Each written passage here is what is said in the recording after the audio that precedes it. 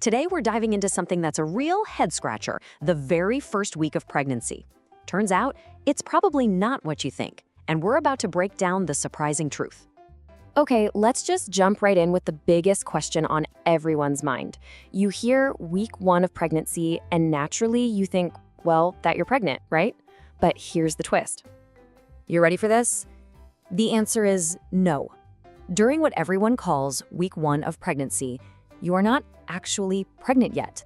I know, it sounds completely backward, but trust me, there's a really good reason for it. And that brings us to what I call the week 1 paradox. I mean, if there's no conception, no baby, why on earth does it get counted? Let's go ahead and solve this little puzzle.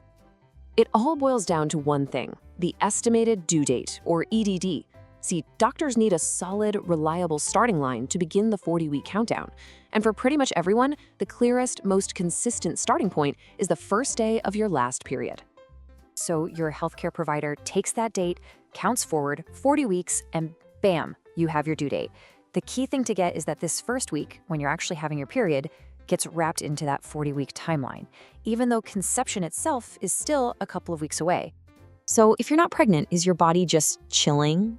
Not at all. Your body is incredibly busy. This is not a passive week. Think of it as the official start of your body's own personal countdown to conception. During this week, as you're having your period, your body is already hard at work prepping for the main event, ovulation. It's basically cleaning house, shedding the old uterine lining to create a perfect, fresh new one for a potential pregnancy. Let's look at how the whole first month really plays out. So week 1 is your period. That's the starting gun. Week 2 is when ovulation gets closer. Conception? That doesn't even have a chance of happening until around week 3, and then that's followed by implantation in week 4.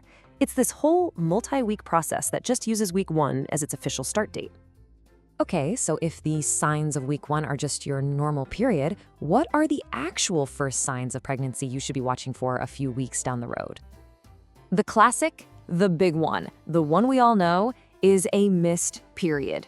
This is usually the sign that happens around week 4 or 5 of that official countdown, and it's what makes most people think, maybe I should get a test. But it's not just about a missed period. There are other little clues. Some women notice some light cramping around the time of implantation, when the fertilized egg snuggles into the uterus, which can feel totally different than period cramps. And of course, that next level fatigue and breast tenderness can also start creeping in. So let's say you've missed your period, and you're noticing some of these other little signs. What's the plan? Simple. First step is to confirm it with an at-home pregnancy test. And if you get a positive, that's your cue to make the call and schedule that very first, very important prenatal visit. And this brings us to what I think is the coolest part of all this. Knowing that week 1 isn't actually pregnancy gives you the secret advantage. It's a golden opportunity.